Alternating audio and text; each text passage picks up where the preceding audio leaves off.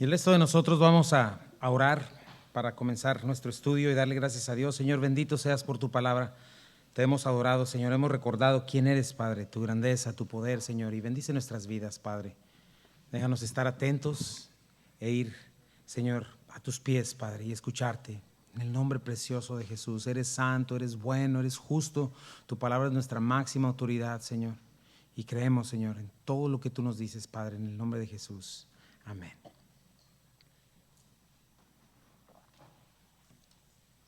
Muy bien, como ustedes saben, pues predicamos la Escritura capítulo a capítulo, versículo a versículo. Sabemos que solamente son dos opciones: o es el hombre quien dice la verdad, o es Dios quien dice la verdad, o es el hombre el que miente, o es Dios el que miente. Entonces tú dirás, ¿verdad? Yo creo que es Dios quien no miente, es Dios quien dice la verdad. Por eso es que predicamos la Escritura y la ponemos como nuestra máxima autoridad, la enseñamos verso a verso, y ese es el llamado de nosotros, hacia cada uno de nosotros y hacia la iglesia, a venir siempre la autoridad divina de nuestro Señor.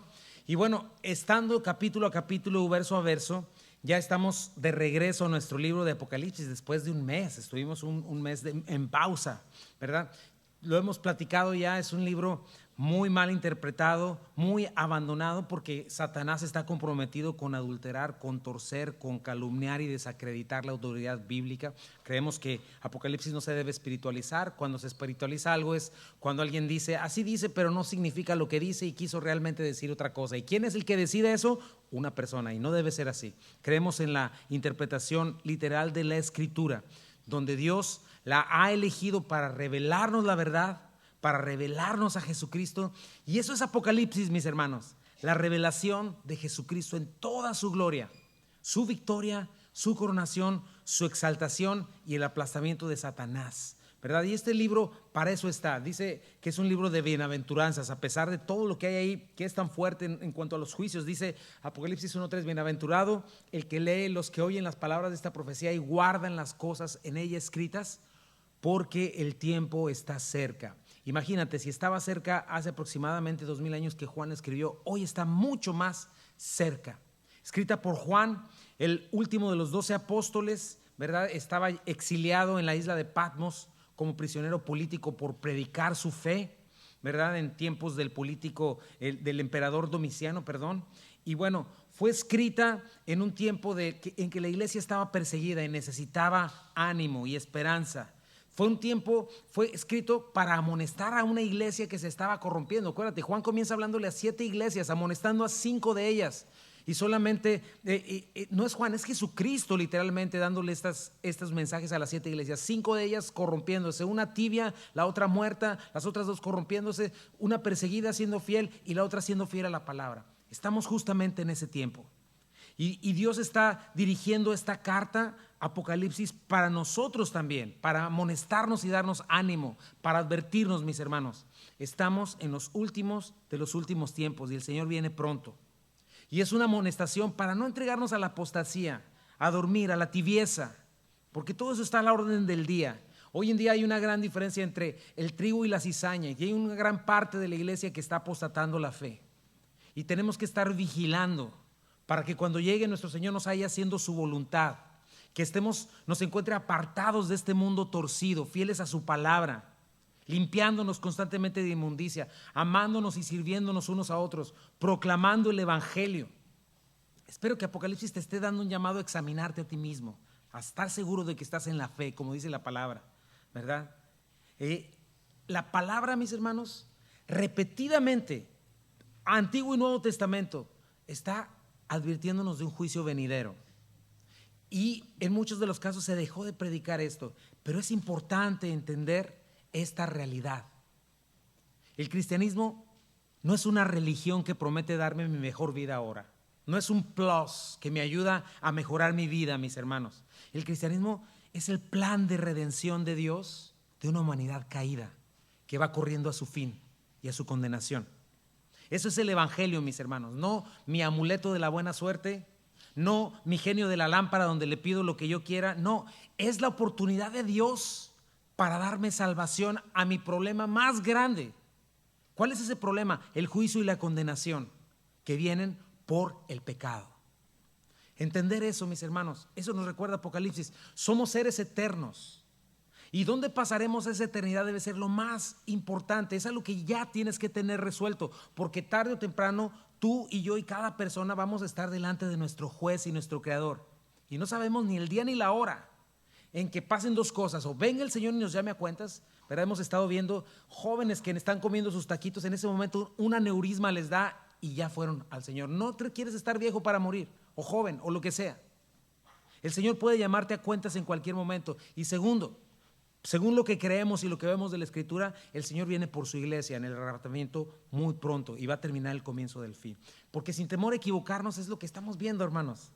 El regreso del Señor está más cerca que nunca. Las señales que Él nos dijo son muy evidentes. Hay un escenario político, profético, cada vez alineándose más rápidamente. Las señales que el Señor nos dijo de los últimos tiempos, como el caos, la maldad, llamar a lo bueno malo y a lo malo bueno.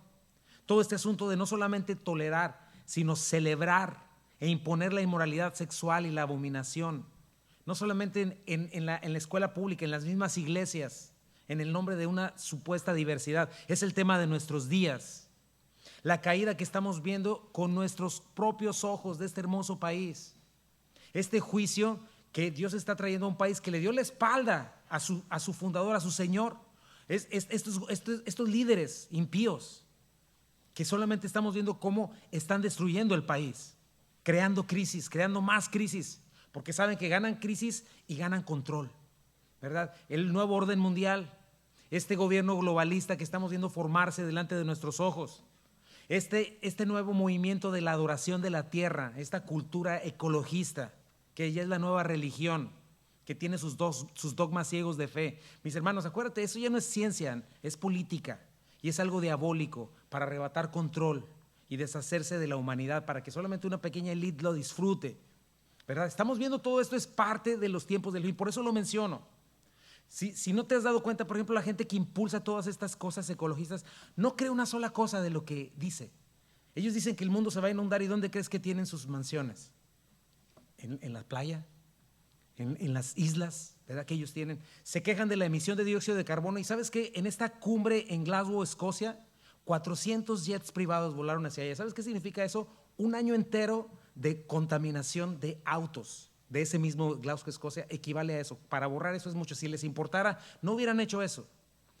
Tienen un plan diabólico.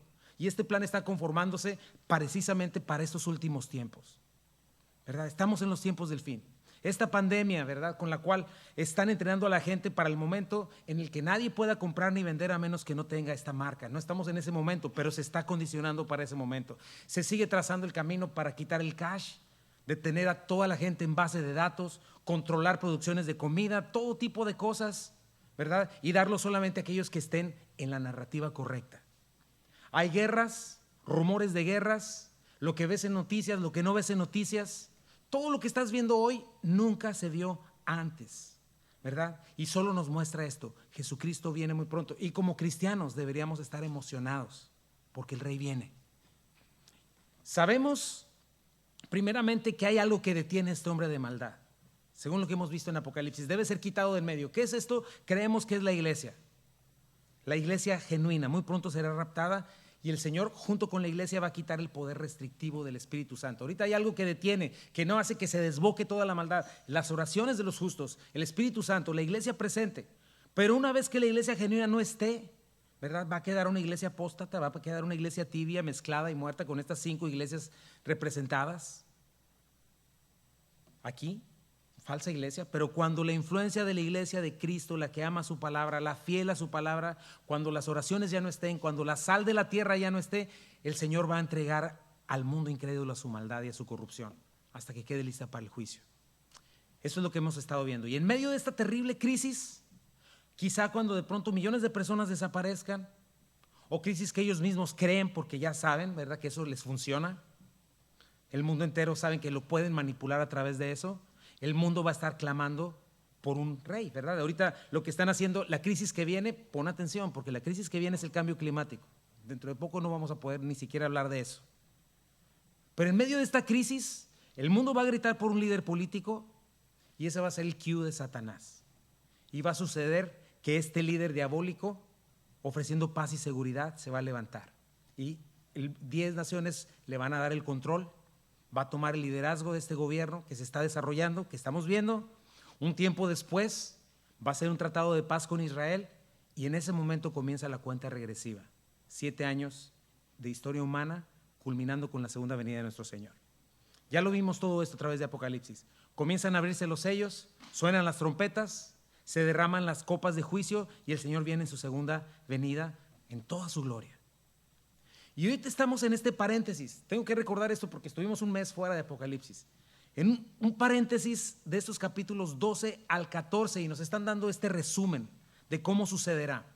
Nos muestra el surgimiento de Satanás con el dragón, la bestia, ¿verdad? El anticristo, el falso profeta, empujando este sistema político, económico, militar y religioso diabólico global por un corto tiempo, ¿verdad? La carrera del dragón, el imperio de maldad, lo vamos a ver surgir, este falso profeta, este líder religioso mundial que va a promover al anticristo con falsa espiritualidad, con una apariencia de cordero, hablando como si le importaras, hablando espiritualmente, boca de dragón con apariencia de cordero, ¿verdad? Y en ese momento él va a obtener no solamente lealtad intelectual, sino emocional y también espiritual, ¿verdad? Entonces, este hombre va a tener este poder absoluto y va a establecer esta última religión satánica y global, donde el anticristo se va a exaltar a sí mismo como Dios y va a exigir ser adorado. Pero algo interesante en este capítulo es que hay blasfemia, pecado, rebeldía. No se cansa de decir la Escritura de que este hombre tiene una boca blasfema y es lo que va a promover.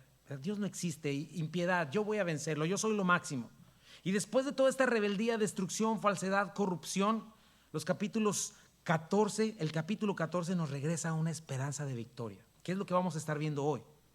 En medio de una grosera corrupción, lascivia, violencia, rebelión, ¿verdad? El capítulo 14 nos muestra justicia, pureza, santidad, alabanza. ¿Te acuerdas? 144,000 vencedores, venciendo sobre toda esta maldad, manifestando el poder santificador del Espíritu Santo, mostrándonos que es eficaz, mostrándonos una fe que persevera e indestructible, mostrándonos que es posible vivir por fe. Si tú eres cristiano no hay excusa, en Cristo hay salida, hay victoria, hay libertad. Si has nacido de nuevo puedes ser victorioso como ellos. Y después de la victoria de estos 144,000 viene también algo muy importante. Vemos la bondad, la misericordia y la paciencia de Dios, quien espera hasta el último momento y espera hasta, vuelve a llamar al arrepentimiento y advertir, no quiero que nadie se pierda. Son 7 años, el Señor pudo juzgar y destruirlo todo en un instante, pero Él espera 7 años. ¿Te acuerdas? Lo vimos en el capítulo 14. Envía 3 de sus ángeles para enviar 3 mensajes postreros a un mundo en decadencia. Y es el último llamado de gracia y misericordia, ¿verdad? Y nos muestran estos 3 mensajes un patrón que tristemente lleva a la condenación, un patrón de aquellos que endurecen su corazón, ¿verdad? Dios hace disponible otra vez el evangelio en medio del cielo, en el cenit, ¿verdad? Manda el evangelio, la gente escucha, después llega la caída que antecede al orgullo, después viene la pérdida de todo lo que esa persona que no quiso creer, creyó haber obtenido en su vida, al amar su vida. Y al final, como lo dice el Señor, lo pierden todo. Llega la dureza de corazón a su límite, no hay arrepentimiento y lo único que queda es condenación eterna. ¿Te acuerdas lo que anuncia el primer evangelio? El evangelio de la gracia, el evangelio eterno. El segundo anuncia la caída inminente del sistema mundano, ¿verdad? Que había emborrachado a toda la gente con su maldad, el sistema de Babilonia. Y finalmente el tercer ángel anuncia la condenación definitiva. Y ahí nos quedamos. Apocalipsis 14, 9, 11 dice, y el tercer ángel lo siguió diciendo a gran voz, si alguno adora a la bestia y a su imagen y recibe la marca en su frente o en su mano, él también beberá del vino de la ira de Dios que ha sido vaciado puro en el cáliz de su ira y será atormentado con fuego y azufre delante de los santos y los ángeles del Cordero. Y el humo de su tormento sube por los siglos de los siglos y no tienen reposo de día ni de noche los que adoran a la bestia y a su imagen, ni nadie que reciba la marca de su nombre. Esto es importante porque habla de un infierno eterno, no habla de aniquilación, no habla de un purgatorio, ¿verdad? Donde saldrás al purgar tus culpas por si te quedas ahí 1,000,000 de años o algo así, o si hacen ritos a tu favor. No, la Biblia habla claramente, el infierno es castigo eterno sin tregua ni descanso. Y no es lo que Dios quiere para el humano. Por eso es que proveyó camino a la reconciliación en Cristo Jesús. Pero es importante que veamos esto, mis hermanos. ¿A dónde lleva la dureza de corazón, la incredulidad, el engaño, la maldad? ¿A dónde lleva el hecho de amar mis caminos, mis tinieblas, mi pecado, mi forma, lo que yo digo, lo que yo quiero, lo que yo pienso? ¿Hasta dónde lleva la desobediencia y la incredulidad? ¿Verdad? Y es un capítulo de contrastes, ¿verdad? Otra vez, los que aman su vida, los que deciden creer la mentira, los que deciden adorar al anticristo, que les está ofreciendo su mejor vida ahora, que les está ofreciendo su utopía, ¿no? ¿Cuál es esta utopía? Entrégate a tu maldad, hombre. Nadie te va a estorbar. Yo voy a vencer a Dios. No vas a tener un Dios que te moleste. O sea, sé como Dios. Sé Dios de tu propia vida. Gente embriagada por sus pasiones y deseos, esclavizada a este sistema mundano, ¿verdad? De los deseos de los ojos, los deseos de la carne, la gloria de la vida. Gente entregándole su lealtad y adoración y confianza al anticristo, sufriendo la peor de las derrotas, la condenación eterna sin tregua. Y en contraste, 144,000 que no solamente van a sobrevivir físicamente, sino que van a resistir toda tentación y van a mostrar que la gracia es suficiente, que el Espíritu es suficiente. ¿Te acuerdas? Los vimos de pie junto al Cordero, al final de la gran tribulación, cantando el cántico de los redimidos, triunfadores en un mundo cayéndose en pedazos. Pero no solo son este grupo, otra vez vemos otro grupo, mi hermano, otro grupo de vencedores. Una vez más se refiere la Biblia a los santos de la tribulación. Gente que a pesar de vivir en la época más oscura, más impía y más corrupta de la tierra, a pesar de sufrir persecución sin tregua, despiadada como ninguna otra, al punto de que si son creyentes tienen que entregar su vida, gente que va a permanecer. Y esta gente contrasta de una manera maravillosa con los incrédulos moradores de la tierra. Porque hoy puedes pensar eso, está muy mal la situación, ¿qué va a pasar con nuestros hijos? ¿Qué va a pasar con esto? Está muy mal la cuestión. Bueno, la fe que tienes es suficiente si es genuina. Y estos santos de la tribulación nos van a mostrar la victoria en contra de un mundo sin remedio. Y hoy vamos a estudiar estos santos que van a perseverar hasta el final. Y yo le pido a Dios así, que podamos salir confortados, seguros de nuestra salvación, seguros que nada nos pueda arrebatar de su mano y al mismo tiempo dispuestos a caminar y a obedecer. Yo titulé el mensaje de hoy, la fe que vence al mundo, la fe que vence al mundo. Vamos a leer y vamos a estudiar 2 versículos. Dice versículo 14, Apocalipsis 14, versículo 12 y 13. Oí una voz del cielo, desde el cielo, que me decía, versículo 12, aquí está la paciencia de los santos, los que guardan los mandamientos de Dios y la fe de Jesús. Oí una voz que desde el cielo me decía, escribe, bienaventurados de aquí en adelante los muertos que mueren en el Señor. Sí, dice el Espíritu, descansarán de sus trabajos, porque sus obras con ellos siguen. Bendice tu preciosa palabra, Señor, y háblanos en tu nombre hermoso. Entonces, la fe que vence al mundo, y mi primer punto es, ¿qué produce esta fe? Lleva a los creyentes a perseverar en toda su vida. Dice el versículo 12 una vez más, aquí está la paciencia de los santos, los que guardan los mandamientos de Dios y la fe de Jesús. Entonces, otra vez, piensa en las circunstancias que están viviendo, las más difíciles que el mundo haya vivido. Las mentiras de Satanás están desatadas, hace señales, prodigios. O sea, en el tiempo que ellos están viviendo es más fácil ser impío y entregarse a la maldad. La persecución es bien cruel. Si tú quieres funcionar como sociedad y no le das la lealtad a Satanás, ¿verdad? El pago es la muerte, el pago es la persecución. Si tú decides no tomar esta marca de la bestia, lo cual implica lealtad, lo cual mucha gente va a estar obligada, como ahora, es que si ahorita, por ejemplo, te están diciendo, si no traes tu pasaporte de esta enfermedad, no puedes entrar a un concierto. Están manejando de que si no la tienes, ya no te van a dar servicio médico. Si no la tienes, te sacan de trabajar. Si no la tienes, todo ese. Pero ahora imagínate ese asunto en su máxima potencia, ¿verdad? Con una marca visible de lealtad a la bestia, ¿verdad? En ese tiempo, por eso están adoctrinando a la gente para esto. Entonces, cuando en este tiempo esta gente no solamente va a sufrir eso, va a ser expulsado de la sociedad, va a ser incapacitado para funcionar en ella. Cuentas de banco, olvídalo. Autos, olvídalo. Vergüenza, hambre, frío, enfermedad, ¿verdad? Y en estas condiciones, por eso dice, aquí está la paciencia, aquí está la perseverancia. Se va a ver la victoria que vence el mundo. Porque estos santos, a pesar de todas esas cosas, van a perseverar. Y van a perseverar en dos cosas más, en su obediencia y en su fe. Entonces, mis hermanos, es algo de lo que nos habla la Biblia, la paciencia y la perseverancia de los santos. Esta es una frase muy famosa, ¿verdad?, de la teología reformada o calvinista, pero no surge de ahí. Y yo hago esa aclaración porque hay gente que dice que somos calvinistas. No tenemos esa credencial. Ni somos calvinistas ni somos arminianos. Sencillamente, como iglesia, deseamos con todo nuestro corazón ser identificados como una iglesia bíblica. Creemos que antes que Calvino, Arminio, cualquier erudito bíblico, la palabra de Dios ya era y nos debemos a ella. Y la creemos y la predicamos sin prejuicios. Pero sí, el hecho de que un cristiano genuino persevere hasta el final y que nada lo pueda arrebatar de su mano, primero que nada es un tema bíblico 100%. Y sí es una doctrina que tiene que llenarnos, mis hermanos, de consuelo y seguridad. La Biblia nos enseña con toda claridad algo, mis hermanos. Dios nos ha elegido, Dios nos ha llamado, Dios nos ha justificado, Dios nos va a glorificar. Y si somos creyentes genuinos, la Biblia nos enseña que jamás perderemos nuestra fe y que vamos a perseverar hasta el fin de nuestra vida, hasta la muerte. La Biblia nos enseña otras cosas, nos enseña que Dios guarda a los suyos, que Dios sostiene la fe de los suyos, que no importan las circunstancias, la vida que Cristo ofrece es eterna, ¿verdad? Decir que se pierde sería una contradicción fatal, ¿verdad? La fe salvadora es eterna, la fe genuina no se puede perder, es indestructible. Pero también es necesario otra cosa.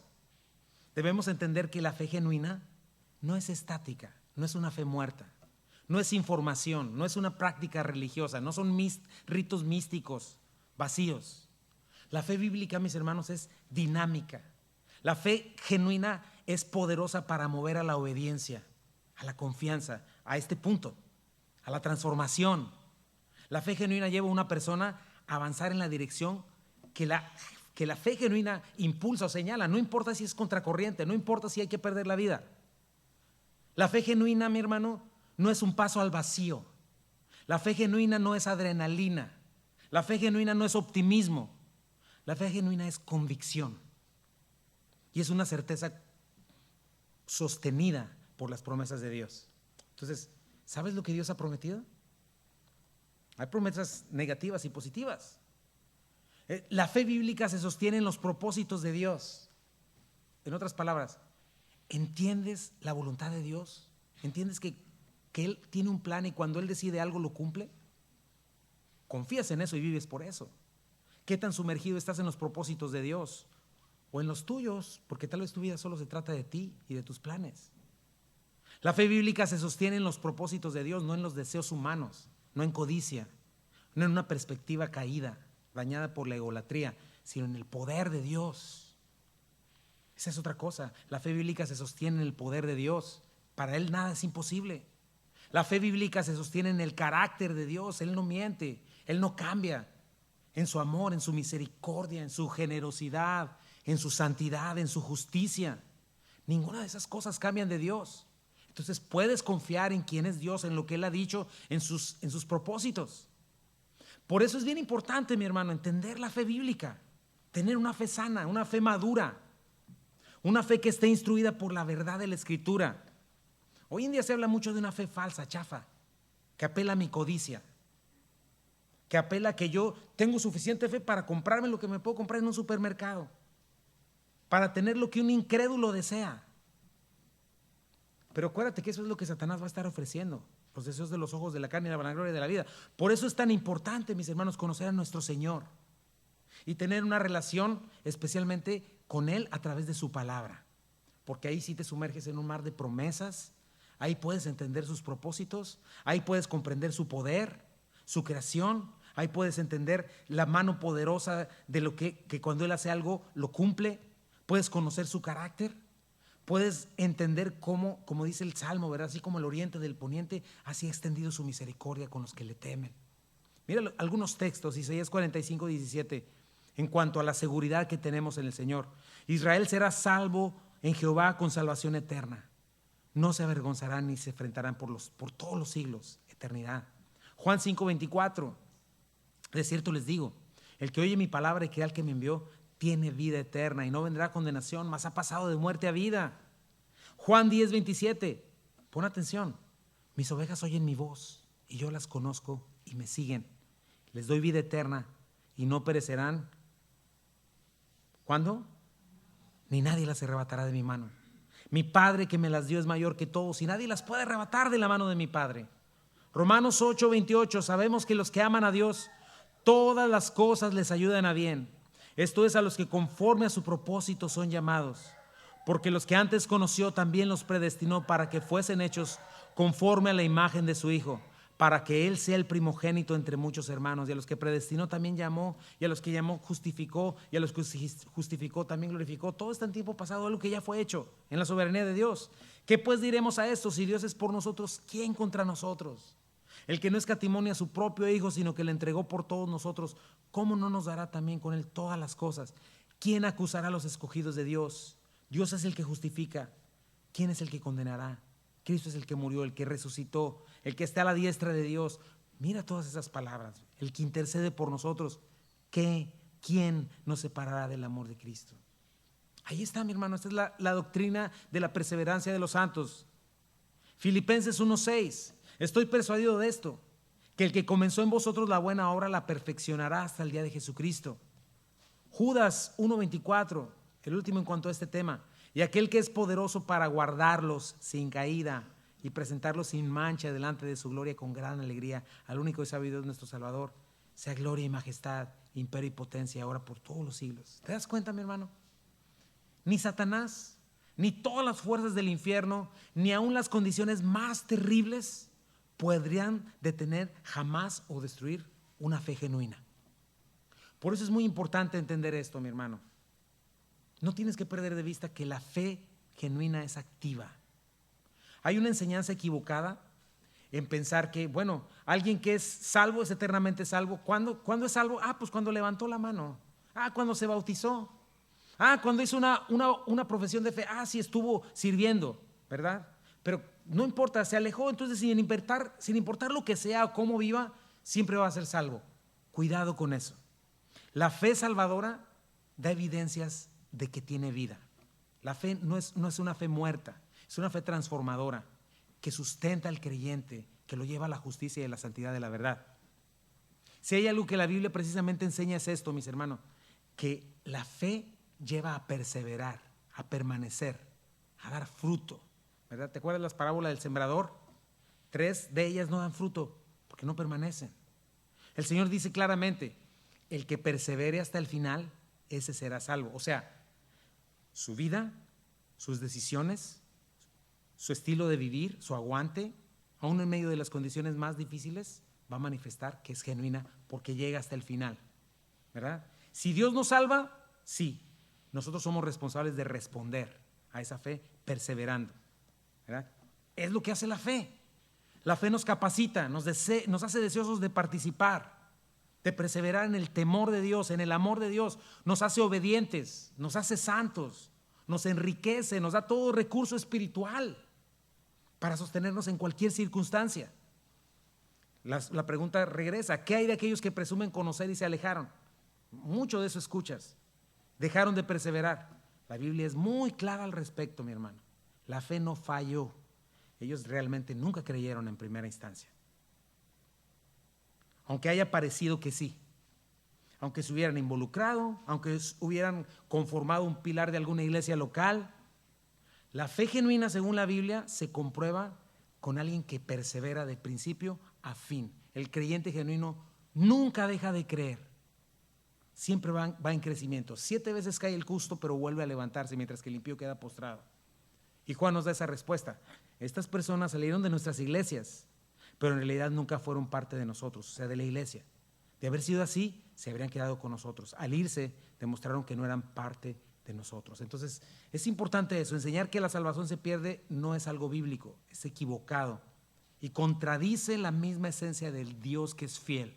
Entonces, tenemos que regresar a las sendas antiguas, mis hermanos, ponerlas por obra, ponerlas como nuestra mayor autoridad. Dios no miente.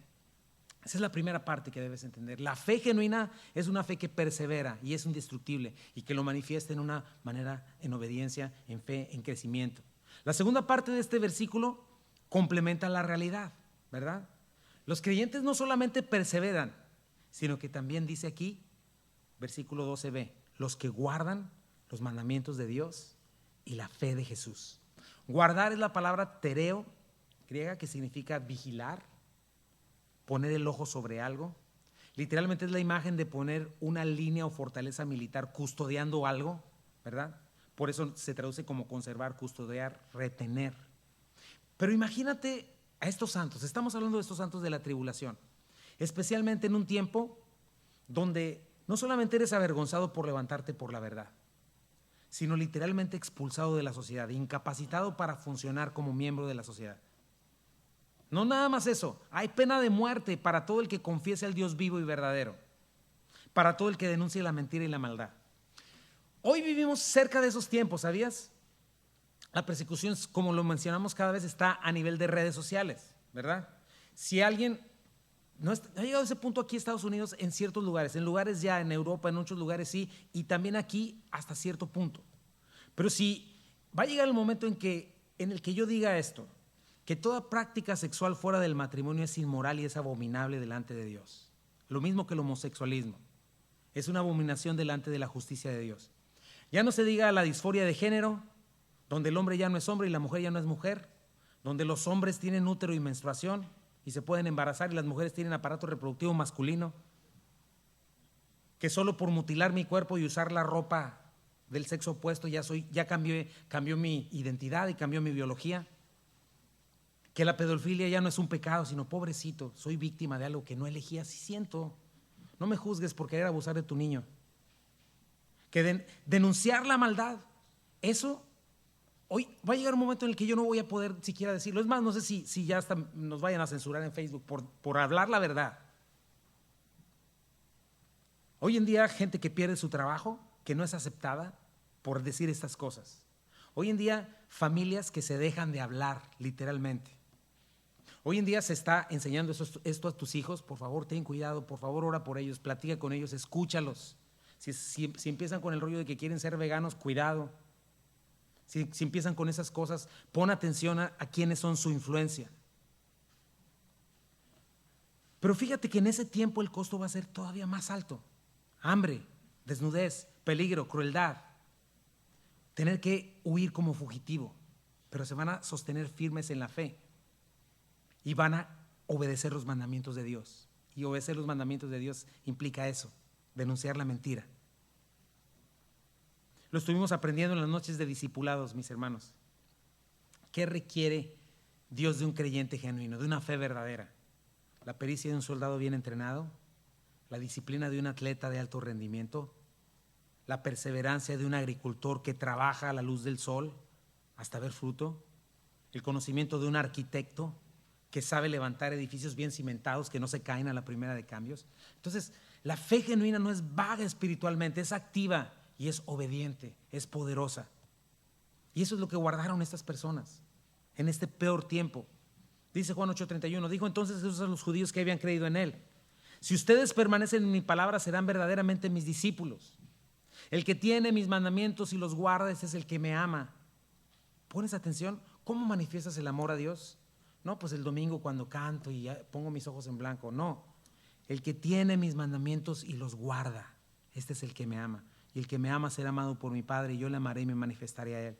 Juan 15:14, ustedes son mis amigos, sí, esa es la condición, haces lo que yo te mando. ¿Cómo vas a estar haciendo movimientos de traición a tu Señor y decir que le amas? ¿Cómo vas a estar haciendo lo que le desagrada, lo que le blasfema y decir que le amas? Lucas 6:46, ¿por qué me llamas Señor, Señor y no haces lo que yo digo? Juan 5, primera de Juan, este es el amor a Dios, que guardemos sus mandamientos, y sus mandamientos no son gravosos o difíciles de cumplir, porque todo lo que es nacido de Dios vence al mundo, y esta es la victoria que ha vencido al mundo, nuestra fe. Entonces piensa en estas personas, mi hermano, bajo un gobierno tiránico, amenazas de muerte, ni ningún sufrimiento, ninguna adversidad van a lograr que estos santos abandonen su fe, van a perseverar, van a guardar los mandamientos de Dios, van a guardar la fe de Jesucristo. Esa es una tercera cosa. ¿Qué significa? Que van a ser testigos leales. A pesar de que Satanás no va a dejar de ensañar, de estar engañando. ¿Sabes qué? al mismo nivel que estos ángeles van a estar caminando por allá, los dos testigos, los 144,000, de la misma manera Satanás no va a callarse en sus mentiras. Va a estar haciendo falsas señales. O sea, no creas que es. Por eso dicen en 1 de Tesalonicenses que la gente que no ama la verdad queda engañada. Porque al mismo volumen que el Señor está gritando la verdad, Satanás está gritando sus mentiras. Y va a seguir vendiendo falsa religión, falsa ideología, falsa libertad, falsa victoria. La mejor vida ahora, ¿verdad? No tienes que arrepentirte, no tienes que abandonar tus pecados. Puedes ser el Dios de tu propia vida. Engañosamente va a estar diciendo, sí, ya un cuarto de la población murió, ya fue juzgada una muy buena parte, una tercera parte del agua dulce, el agua salada, de la creación que tanto adoran, ¿verdad? Pero Satanás va a estar diciendo, no se preocupen, esto es temporal, yo les voy a devolver su vida. Juntos vamos a vencer a Dios, no tienen que arrepentirse, no se apuren, solamente no crean en Cristo, crean en mí, adórenme, confíen en mí, y así yo no los voy a perseguir. Témanme a mí, no teman a Dios. Estos santos no van a creer ni una sola palabra de ellos y van a ser fieles al testimonio del Señor. Hebreos 11, ¿verdad? 13 al 16 nos dice cómo la fe es genuina, cómo se ve. Todos ellos vivieron por la fe, murieron sin haber recibido cosas prometidas, más bien las reconocieron a lo lejos y confesaron que eran extranjeros y peregrinos en la tierra.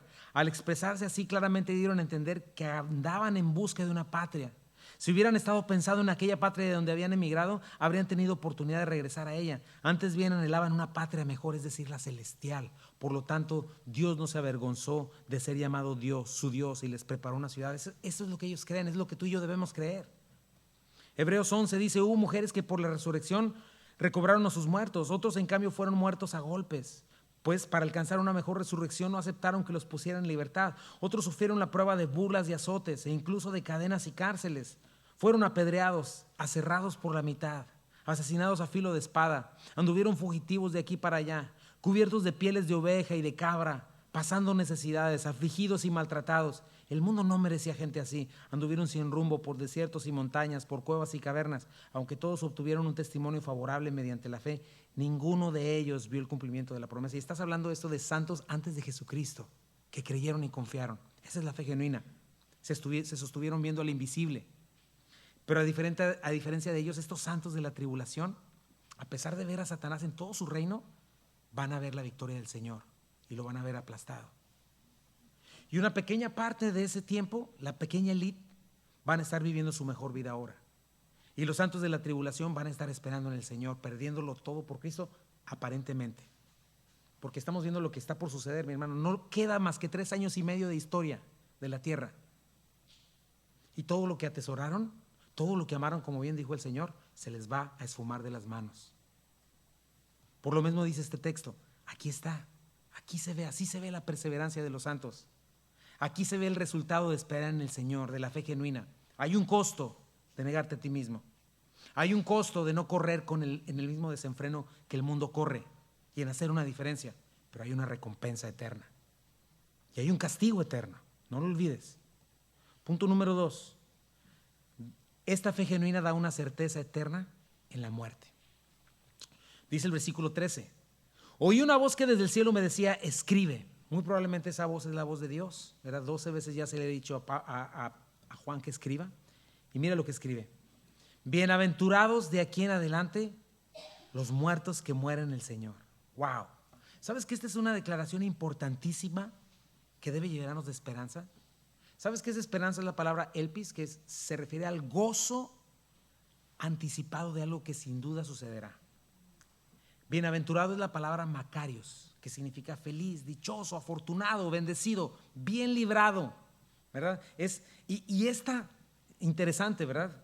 Bienaventurados los muertos que mueren en el Señor desde ahora. Esta es la más alta de todas las bienaventuranzas. Porque no solamente se refiere al acto de morir en sí mismo. Piensa en esto, mi hermano. ¿Qué significa la muerte para un mundo incrédulo? Aún en nosotros, cuando la pensamos en nuestra carne. Para este mundo, ¿qué significa la muerte? La peor de las derrotas. ¿A quién le gusta la idea de abandonar el cuerpo y de que te lo entierren bajos pies, 3 metros bajo tierra, como dicen en México, y que sea comido por gusanos? A la gente no le gusta hablar de la muerte. La evita. Pero nosotros debemos entender que no es así para nosotros los creyentes, y especialmente para los santos de la tribulación. Hay varias bienaventuranzas que la Biblia nos habla, muchas. La manera de ser feliz y dichoso, pero esa es la cumbre. Fíjate lo que dice Salmo 1 y 2. ¿Te acuerdas? Bienaventurado, feliz y dichoso el varón que no anduvo en consejo de malos, ni estuvo en camino de pecadores, ni en silla de escarnecedores asentado, sino que en la ley del Señor está su delicia y en ella medita día de noche. Fíjate, otra bienaventuranza, Salmo 32. Bienaventurado aquel cuya transgresión ha sido perdonada y cubierta su pecado. Bienaventurado el hombre a quien Jehová no culpa de iniquidad y en cuyo espíritu no hay engaño. Salmo 41:1. Bienaventurado el que piensa en el pobre, en el día malo lo librará el Señor. Salmo 64. Bienaventurado el que tú escogieres y atrajeres a ti para que habite en tus atrios. Salmo 84. Bienaventurado el hombre que tiene en ti sus fuerzas, en cuyo corazón están tus caminos. Salmo 112. Bienaventurado el hombre que teme a Jehová y en sus mandamientos se deleita en gran manera. En el Nuevo Testamento las bienaventuranzas de Mateo capítulo 5. Bienaventurado los pobres en espíritu, los que lloran, los mansos, los que tienen hambre y sed de justicia, los misericordiosos, los limpios de corazón, los pacificadores, los perseguidos. Santiago, ¿qué nos dice? Bienaventurado el varón que soporta la tentación, porque cuando haya resistido la prueba recibirá la corona de la vida que Dios ha prometido a los que le aman. Por último, 1 de Pedro, si son vituperados por el nombre de Cristo, son bienaventurados, porque el glorioso Espíritu de Dios reposa sobre nosotros. Claro, porque estás manifestando luz en medio de las tinieblas, y las tinieblas aborrecen la luz. Pero checa dónde está la clave para una vida feliz y dichosa, mi hermano. Todo tiene que ver en estas bienaventuranzas con mi relación con Dios, mi relación con la palabra, mi relación con el prójimo, mi relación con el pecado. Entonces, esta gente vivió de esta manera. La gente que vive perseverando en su fe, siendo fiel a los mandamientos de Dios, guardando la fe de Jesucristo, la muerte se convierte en una bienaventuranza, no en una tragedia. Si tenemos una esperanza viva, la muerte es nuestra graduación. Sí, si tú eres incrédulo, la muerte va a ser una tragedia para ti, una derrota total. ¿Por qué? Porque eso significa que todo lo que tanto atesoraste y por lo que te sacrificaste, absolutamente nada te va a quedar para llevarte y quedarás en miseria eterna. Pero ¿quiénes están incluidos en los bienaventurados, mi hermano? En este caso, los mártires desde Antipas, ¿verdad?, que nos menciona al principio, los santos debajo del altar celestial, la multitud que nadie puede contar de toda nación, tribu, lengua y nación, aquellos que perseveraron hasta el final. Y la frase de aquí en adelante se trata de eso, aquellos que perseveraron, que guardaron los mandamientos y la fe del Señor, que murieron en la tribulación y morirán hasta el final de la tribulación, porque solo faltan 3 años y medio, porque el reino de los cielos está a la vuelta de la esquina, ya no hay nada que temer. Pudiera parecer que Satanás está venciendo, pero en 3 años y medio se le acabó el 20, destronado, encarcelado por 1000 años, después fuego eterno. Y aquellos que creen haber ganado y tener el control y disfrutando de la vida y vamos a ganar nuestro mundo y vamos a hacer nuestra utopía, están por perderlo todo. 1 Tesalonicenses 4:13. Y ahora, amados hermanos, queremos que sepan lo que sucederá con los creyentes que han muerto, para que no se entristezcan como los que no tienen esperanza. Pues ya que creemos que Jesús murió y resucitó, también creemos que cuando Jesús vuelva, Dios traerá junto con él a los creyentes que hayan muerto. Esta es una esperanza viva, hermanos. Ahora checa quién lo confirma. Versículo 13c. Fíjate, ¿quién dice? Sí, dice el Espíritu. Es el Espíritu Santo, mis hermanos, el que está confirmando esta bienaventuranza. Es el Espíritu Santo quien te mantiene de pie, a ti y a mí. Es el Espíritu Santo quien nos mantiene creyendo hasta el final. Es el Espíritu Santo quien nos mantiene y los mantuvo a ellos, los fortaleció, los santificó, los hizo libres, los consoló, los amó, se dolió con ellos, les estuvo dando el testimonio de la verdad. Por eso dice, sí, así es, bienaventurados, felices y dichosos los que terminaron la carrera, los que manifestaron una fe viva, los que guardaron los mandamientos y la fe de Jesucristo. Llegaron al fin de la sombra de muerte, sí. Llegaron al fin de la dura carrera de estar firmes y perseverando en la fe. Sí hay un precio, mi hermano, pero hay una recompensa. Y el Espíritu Santo está diciendo, bien, ya están en la meta. ¿Sabes qué? Ese es el anhelo del Señor. Ese es el anhelo del Espíritu Santo.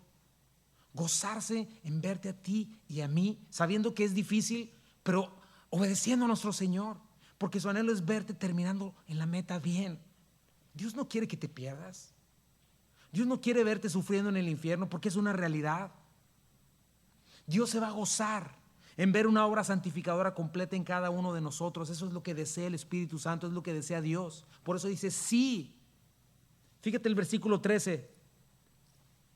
Descansarán de sus trabajos, porque sus obras con ellos siguen. ¿Sabes cuál es la primera parte de su recompensa? Que al fin van a descansar de sus trabajos. La palabra copos, que se refiere a una faena dura, difícil, agotadora, molesta, problemática. Sí, es difícil vivir en este mundo y el Señor lo sabe.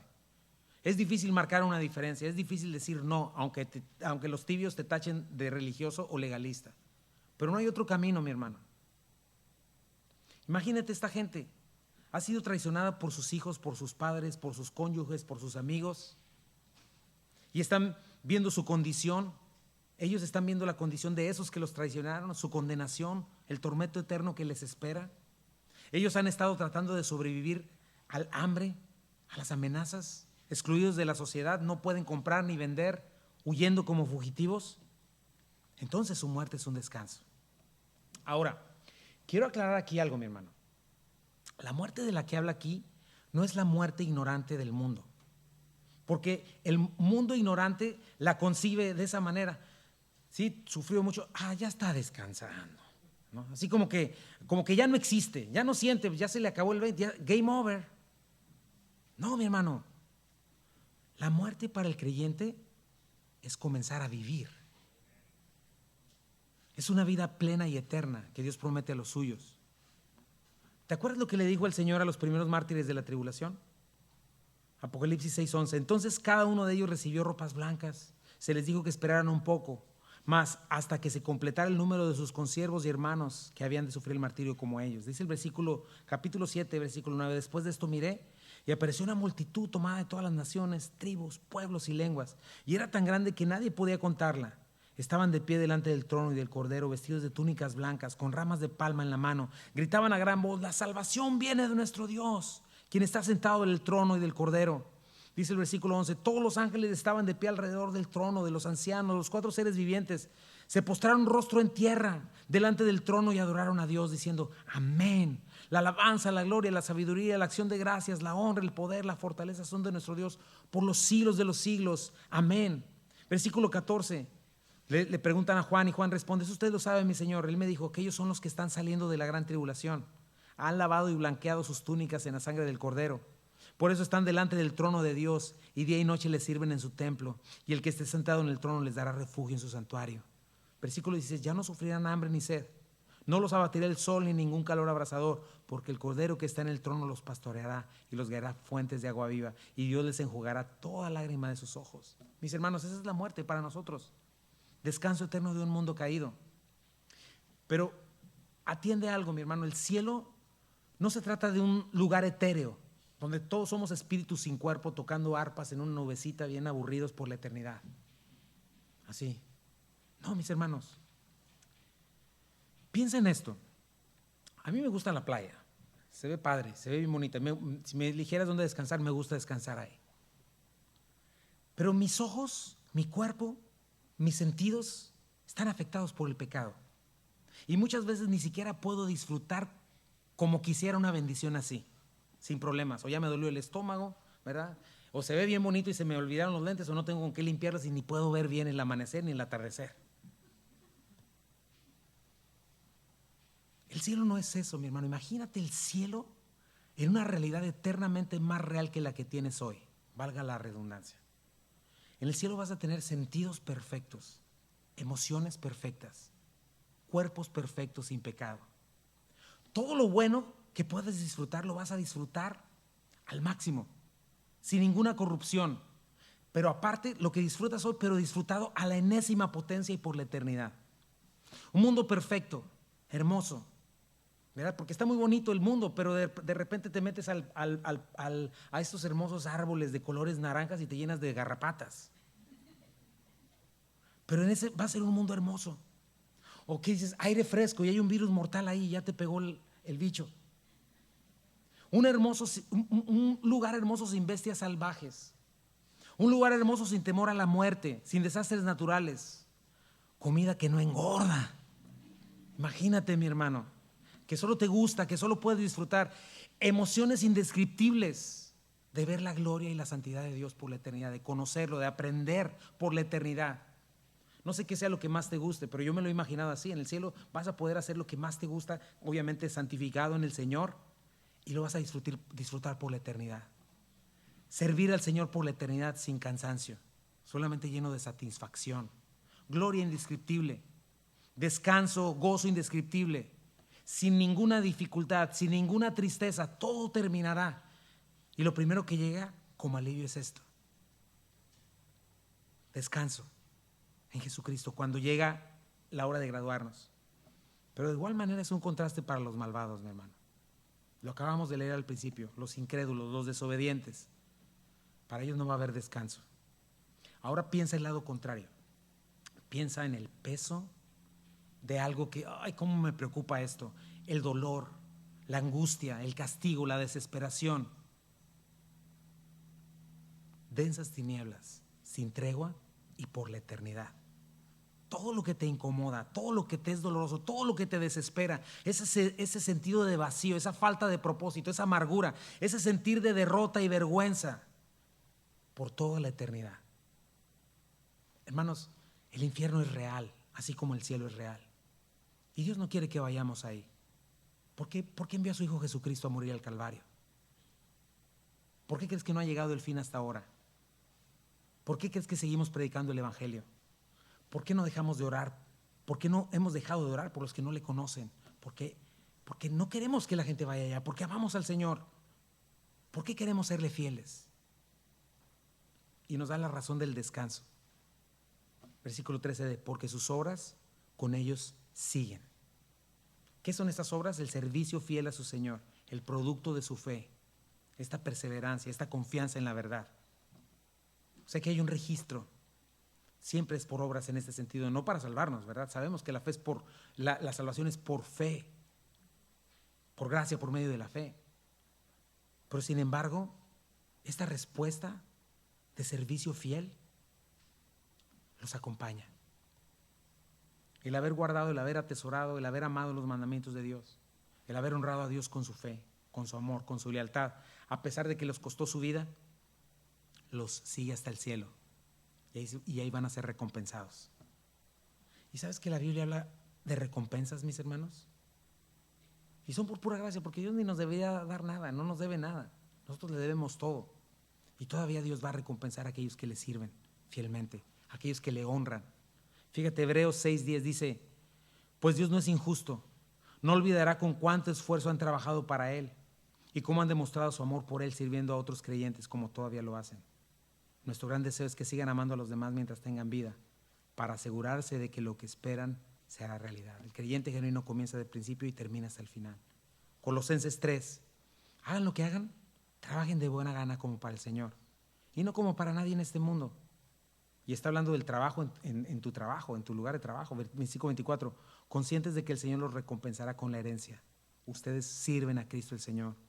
Segunda de Timoteo, Pablo terminando: he peleado la buena batalla, he terminado la carrera, me he mantenido en la fe. Por lo demás me espera la corona de justicia que el Señor, el juez justo, me otorgará en aquel día. Y no solo a mí, sino a todos los que con amor hayan esperado su venida. Primera de Corintios 3, Pablo nos menciona que cada una de nuestras obras va a ser evaluada y recompensada.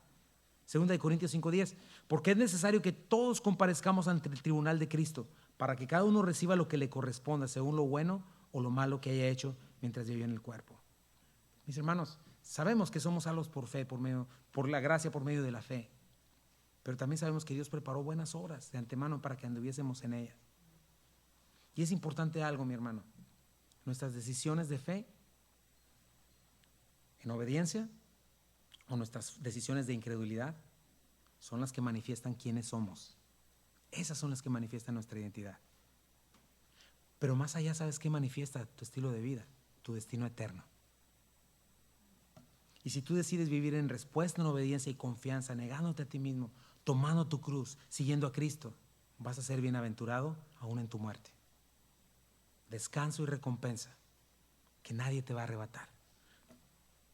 Pero aquellos que rechacen la gracia de Dios, como ya los vimos en los versículos anteriores, es tormento eterno. Olvídate de esas falsas doctrinas del universalismo donde ni siquiera Satanás va al infierno. Cuidado con estas pláticas de, ay, hay que ser buena onda, inclusivos. Cuidado, Dios es el juez. Y es una realidad bíblica. Nadie más que Cristo habló del infierno en términos tan crudos. Porque sería una crueldad saber de ese lugar y no advertir a la gente que viene. Y es nuestra decisión. ¿Dónde quieres estar cuando te toque estar frente al Señor? ¿Qué recompensa quieres recibir? Tu vida y tus decisiones de hoy son cruciales e importan mucho. ¿Qué recompensa quieres tener? Estos santos, por elección, ¿verdad?, decidieron por la vida, murieron en Cristo, pero son bienaventurados. ¿Qué hay de nosotros? Si tú eres creyente genuino, no vas a estar en la gran tribulación. Dice Apocalipsis 3:10, ya que has guardado mi mandato de ser constante, yo por mi parte te guardaré de la hora de la tentación que vendrá sobre el mundo entero para poner a prueba a los que viven en la tierra. Pero sí vamos a dar cuentas y sí estaremos delante del tribunal de nuestro Salvador. ¿Qué quieres recibir de su parte? ¿Cómo vas a ser recibido, mi hermano? Es importante entender esto. Si pasamos por Apocalipsis y no entendemos estas cosas y seguimos siendo indolentes, seguimos siendo impíos, no podemos esperar una recompensa distinta. Pero yo le pido a Dios que cada uno de nosotros en este libro entendamos, mis hermanos, regresemos a las sendas antiguas. Basta ya de ese evangelio light. Basta ya de ese evangelio que no llama al arrepentimiento. Basta ya de ese tiempo donde ven y no te vayas a ofender, Tenemos que hablar la verdad y tenemos que recibirla, tenemos que predicarla. ¿Sabes por qué? Por amor. El Señor viene muy pronto. ¿Lo crees? Vamos a orar y hacemos un cantito y nos despedimos. Señor, te damos gracias, Padre. Gracias por tu palabra. Gracias, Señor, porque esta es la perseverancia de los santos, Señor. Señor, queremos ser de los que guardan tus mandamientos y la fe, Señor. Y yo te pido, si hay alguien aquí, Señor, que no ha hecho una decisión por ti en verdad, Señor, que este dice el día. Y si es así, te pido que lo hagas. Y puedes hacerlo público, poniéndote de pie, porque el Señor dice que el que me reconozca delante de los hombres, yo le reconoceré delante de mi Padre que está en los cielos. Hazlo desde tu corazón y dile, Señor, aquí estoy, Padre. No quiero ser parte de este grupo, Señor, que te ignoraron. Quiero en verdad conocerte, quiero en verdad tomar una decisión y seguirte, Señor, y abandonar mis tinieblas. Quiero en verdad vivir una vida para ti, Señor. Creo en la vida eterna, Señor. Creo en la resurrección de los muertos, Señor. Creo que tú recompensarás, Señor. Y en este día, Señor, te entrego mi vida también para que la limpies, la laves, Señor. No quiero serte infiel. Tu palabra dice que si pecamos, Jesucristo es fiel y justo para perdonarnos. Y confesamos nuestros pecados, Él es fiel y justo para perdonarnos y limpiarnos de toda maldad. Y tú puedes hacerlo hoy y puedes decirle, Señor, en este día, Padre, te entrego mi vida, Señor. En este día quiero que la limpies, Padre. Quiero caminar fielmente, Señor. Quiero dejar de justificarme. Quiero dejar de vivir una religión, Señor. Señor, en este día quiero ser de aquellos que perseveran de principio hasta el fin. Y Señor, como dice tu palabra también en Santiago, te pedimos por aquellos que te han dado la espalda, Señor. Que tomen una decisión de regreso, Señor.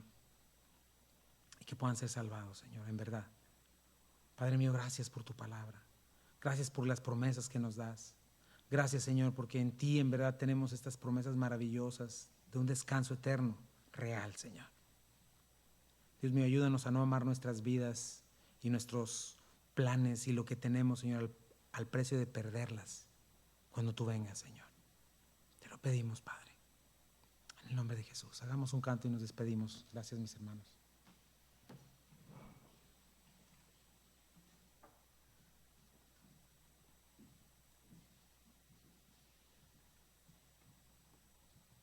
Vamos a hacer a tu nombre, mi hermano, por favor.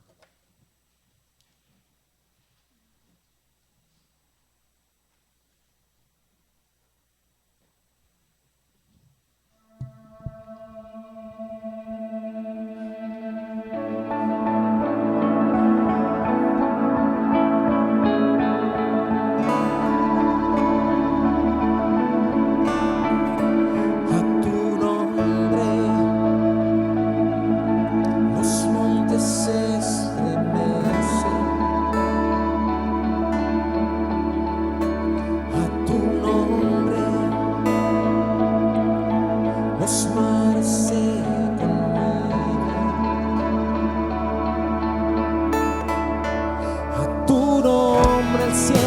se postrará, la tierra se gozará, tu pueblo proclamará. Señor de la creación, aclamamos tu nombre, Dios de eterna adoración. Llenamos el cielo, Señor, Yahvé, Yahvé, tu nombre proclamamos, Dios. A tu nombre el día rompe en gloria.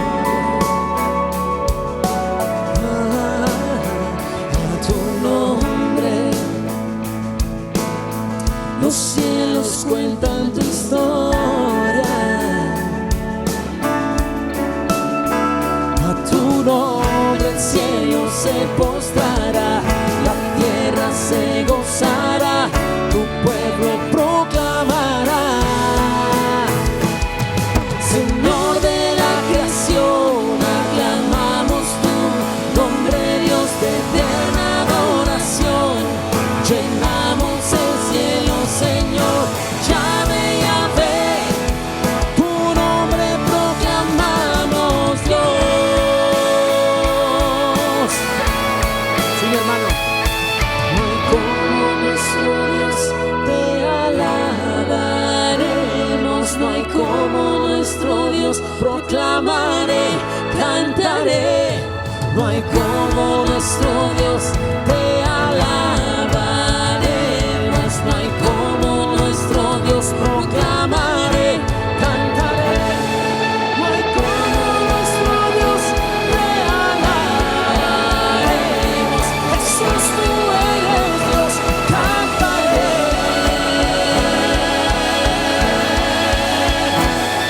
Señor de la creación, aclamamos tu nombre, Dios de eterna adoración.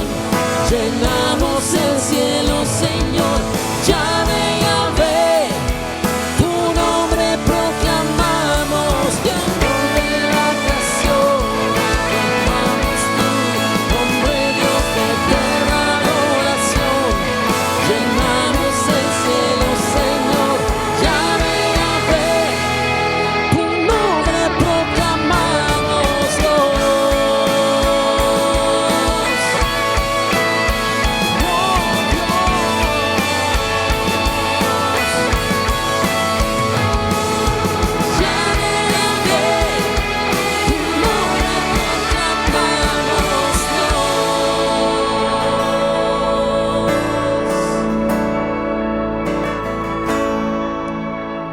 Proclamamos ese maravilloso nombre, Señor. Lo proclamamos con nuestras vidas, con nuestro ser, Señor, con nuestra obediencia, Señor, con nuestra perseverancia, Señor.